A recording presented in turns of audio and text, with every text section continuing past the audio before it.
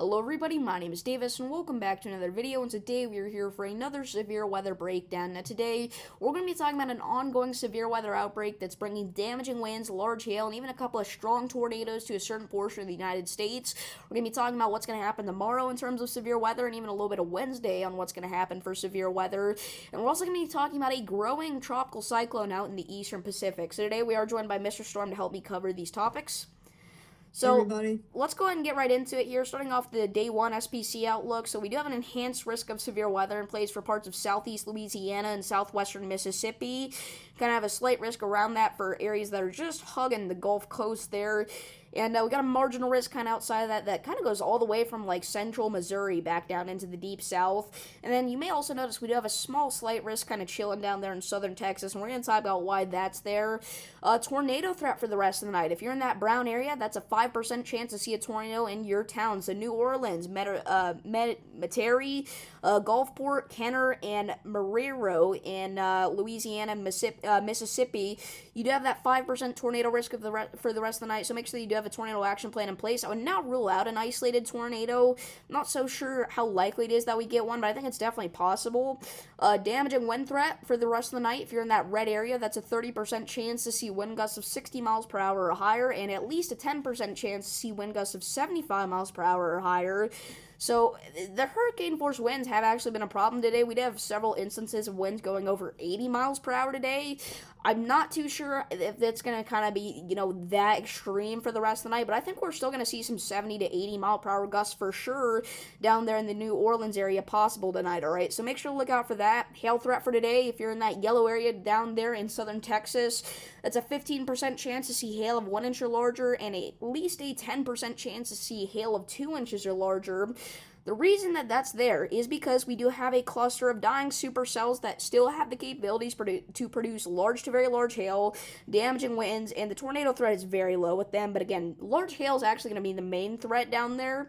We do have areas like Brownsville and Corpus Christi under the gun for some of those severe thunderstorms capable of producing very large hail. So, Mr. Storm, what are you thinking about this day one outlook here for the rest of the night? Yeah, I like how they kept the enhanced risk because we still have that cluster of severe thunderstorms that have been producing wind gusts still up to about 70 miles per hour. So that's a pretty good job by the SPC to keep that for southeastern Louisiana. And then that slight risk into southern Texas, like David said, that's basically for those severe thunderstorms that are still popping off down there that are producing some very large hail. We've been talking about softball-sized hail today. And now we have, I believe, at the moment of recording this video, a destructive severe thunderstorm that is warned for apple-sized hail. All right, so there still is that pretty good chance of seeing some damaging large hail out in that region. But overall, not going to be a very intense rest of the day as far as severe weather goes, but definitely a pretty active day for what we saw today. Yeah, for sure. So, moving on to tomorrow here, we do have a slight risk of severe weather. All right, this is kind of off of that same cluster of storms that we've been dealing with today. Tornado threat for tomorrow. If you're in that brown area, you have a 5% chance to see a tornado in your town, all right? I would not rule out a tornado or two tomorrow. I think the strong tornado threat is definitely on the lower side of things, but again, an isolated spin up or two would not surprise me at all. Damaging wind threat for tomorrow. If you're in that yellow area, you have a 15% chance to see wind gusts of 60 miles per hour or higher in your town, so make sure to look out for that. Hatch down those trampolines and bring in any outdoor loose objects. And then the hail threat for tomorrow is actually on the lower side of things. A 5% chance to see hail of 1 inch or larger is in place, though, for portions of the southeastern United States. So, Mr. Storm, what are you thinking for tomorrow? Do you think it's going to get upgraded? Do you think it's going to be kept at a slight risk? Overall, just what are your thoughts for tomorrow's event? Yeah, I think it's going to be kept at a slight risk. I think the warm sectors kind of gradually die out, but I do like the slight risk there, kind of just the leftovers of what we got going on. But because those storms are still charging their way across the region loud and proud, I do think that tomorrow will deserve a slight risk. But yeah, definitely hatch down those trampolines. You don't want those things flying across the street and then landing on your next door neighbor's roof. But anyways, yeah, you definitely have that high wind threat, still that potential for spin ups. You also do have a threat for water spouts. So if you're on the coastal regions out there, just gotta be careful of that. But yeah, I think overall tomorrow's just going to be basically just the leftovers of what we got going on right now. Yeah, for sure. I definitely agree with that. The eastern portion of the Gulf of Mexico is not a safe place to travel at all tomorrow overseas because the threat for waterspouts is so much higher actually than the threat for tornadoes. I would be shocked if we didn't get a waterspout tomorrow, but if we didn't get a tornado tomorrow, I wouldn't be totally surprised, right? Because waterspouts are much more common, especially whenever you're kind of in an area surrounded by water, all right? So make sure to look out for those. Going into Wednesday, all right, this is where it gets kind of interesting. We actually do have 3 marginal risks of severe weather right now on your screen. I'll kind of bring our face cams over here so you can see that. So let's kind of break this all down. The first marginal risk of severe weather, parts of Texas, Oklahoma, Kansas, Colorado, you're included in that, all right? We have another marginal risk of severe weather across parts of the Carolinas. And then finally, we have a marginal risk of severe weather across parts of Central Florida. Now, my prediction, this is a very early prediction, this may not happen, but I'm guessing these 2 marginal risks on the East Coast will kind of come together and maybe even have a slight risk up here in the Carolinas. But what are you thinking for Wednesday, Mr. Storm? You have any opinions on this? Yeah, I mean, I kind of agree with you with that. We'll just have to look at model guidance a little bit more, but I really don't expect that much out of Wednesday, but definitely a minimal severe threat is existing. Yeah, for sure. So, moving on to what the NAM 3 kilometer model is showing here for the rest of the night and going into the next few days. Right now, all right, we've got our dying supercells out there in the deep south, and I mean, I say dying supercells, but I mean, guys, these are still going to pack a punch. Once again, large hail damage and winds being the main threat, but an isolated tornado cannot be ruled out, and some of those supercells even stretch back into like Missouri here. And then we kind of got your general thunderstorms back up into, the central Midwest areas like Illinois, Iowa. That's where your kind of just stray storm threat's going to lie. It's not going to be anything insane.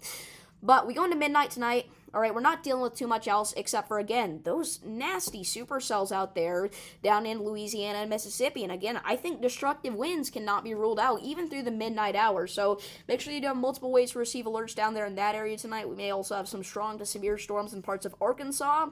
We go into 5 a.m. here. All right, this is tomorrow. We got to kind of switch over to the southeastern United States here to see this, but you can definitely see why we have that slight risk of severe weather in place tomorrow is because these storms are still going, all right, by 7 a.m. They're a little less intense, but still definitely the threat for damaging winds and large hail exists, and then it may be an isolated tornado or two, but again, more likely actually a water spout. I think especially around the 9 to 10 a.m. hours, there's a very high water spout threat with these little cells out here that are kind of chilling in the Gulf there. Those are going to sweep onto shore, so we'll have to watch out for that. But, I mean, by, tomorrow evening, the threats really died out. But I will say, parts of the Tennessee and Ohio and even the Mississippi Valley is just going to be pretty stormy in general, pretty much all day tomorrow. It's not going to be anything severe for the most part, but, I mean, we're talking about storms across Alabama, Tennessee, Kentucky, Arkansas, Missouri, all the way back up into Indiana and Illinois. So, it is a pretty widespread area of, storms tomorrow, but again, the main severe threat's only going to lie across the morning time hours and in the southeast United States, okay? So moving on into Wednesday here, all right? Obviously, we have those marginal risks across parts of the United States on Wednesday. We can kind of see that here. All right, we can see our marginal risk was in place for Central Florida, and we can kind of see some of those cells fire off around 2 p.m. In Central Florida, again, having the capabilities to produce damaging winds and large hail, but the NAM is actually kind of painting this more up in the Florida Panhandle than anything else in the Big Bend area. So we'll have to see what happens there. We kind of switch over to the south-central United States to take a look at that other marginal risk that we have on Wednesday. Again, it's back here, all right? By the evening time to nighttime hours, around 7 p.m., we do start to see some isolated supercells pop off there, potentially in parts of the Texas Panhandle, the Oklahoma Panhandle, West Oklahoma, far southeast Colorado, and parts of Kansas. So, Mr. Storm, what do you think about this run of the NAM? Yeah, I think it's looking pretty good, pretty active actually. With just a lot of isolated spots of potential strong to severe storms.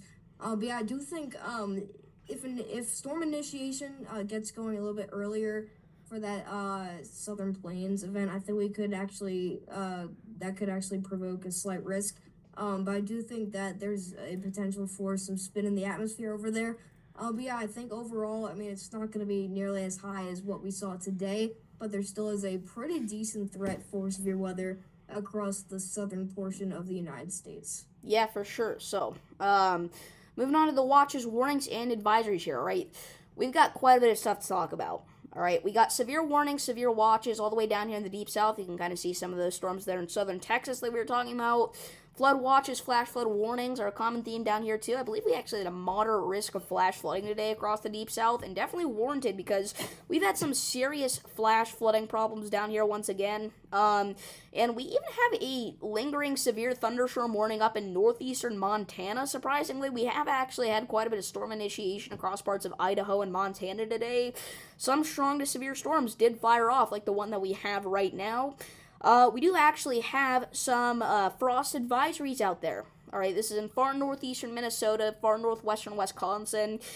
So make sure that you are protecting your sensitive vegetation out there. All right, and I would also like to point out, this is these gray boxes here. These are your dense fog advisories. Now, last year, if you were in the Midwest or the Northeast, I'm sure you remember the Canadian wildfires causing quite a few problems for the air quality out here. Sorry, I said dense fog advisories. I meant air quality alerts. These are air quality alerts, all right? That is happening again. If you take a look at these air quality alerts here, if we kind of look at the description, we see the first round of Canadian wildfires are starting up here, all right? So we are probably, unfortunately, going to have to deal with some serious Canadian wildfire smoke here once again this season, unfortunately, and it's looking even worse. It's kind of starting off even earlier here, but you have any thoughts on that? Yeah, I mean, I'll just say, I remember the wildfire event of June last year. That was literally apocalyptic. I know there's this video that came out in New York City. The sky was literally orange. It was just absolutely insane, but I don't think it's going to be to that extent out there in the Midwest, but definitely a pretty smoky and hazy day that we've got going on today, and then even into tomorrow. I think that's what we're going to be dealing with. But definitely be sure to limit your activities outside, and stay hydrated out there. Yeah, for sure. I think, this round of smoke, whenever I said earlier the smoke could be even worse than last year, I did not mean this specific round. I'd like to clarify that. I think that the Canadian wildfires later this season and even going into summer may have the potential to be the same level or, even a little bit worse. But this specific round of smoke is not going to be anything compared to that New York City event or even the Midwestern events of last year, okay? So just wanted to kind of keep that in mind. So this is kind of usually where we end off the video, but I do want to quickly mention our, growing tropical system potential out there in the Eastern Pacific, all right? This is Saturday. This is the 18th. We do start to see something get its spin together there. All right, this is off the southwest coast of Mexico, and this quickly strengthens into actually a pretty decently strong hurricane there, all right? We're talking about a 976 millibar low just southwest of Mexico there, all right? So, sorry, I did not mean to bring up that sounding. We see that even strengthen as it heads out to the west here, right? 969 millibars for that low. For May, that is intense, all right? Even gets down to 964 millibars at one point, all right? So again, we were talking about the potential for a hurricane in May. That's not common, all right? Now, luckily, this is not expected to make any sort of landfall, but I will say it is going to get dangerously close to southwest Mexico here around the weekend hours and Monday, so we'll have to watch that pretty closely there. It's definitely going to create some problems, but luckily I don't think it's going to make a direct landfall. But the models, they've kind of been switching things up here. Originally it was supposed to stay even further out to sea, so we'll have to watch it. So do you have any thoughts on that? Yeah, I totally agree with you that this will probably end up becoming a tropical storm or a hurricane.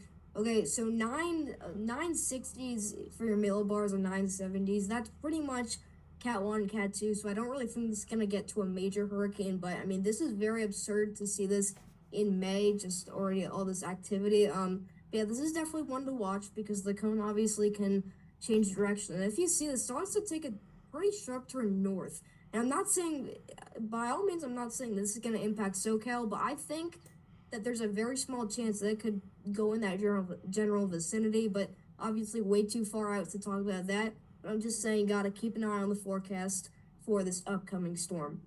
Yeah, for sure. I mean, forecasting a week out for a regular severe weather or tornado outbreak is already hard, but whenever we're talking about a hurricane this route, you guys take all this with a grain of salt. I mean, every single, new run of the GFS is painting a completely different picture for this hurricane here, or potential hurricane, I guess I should say.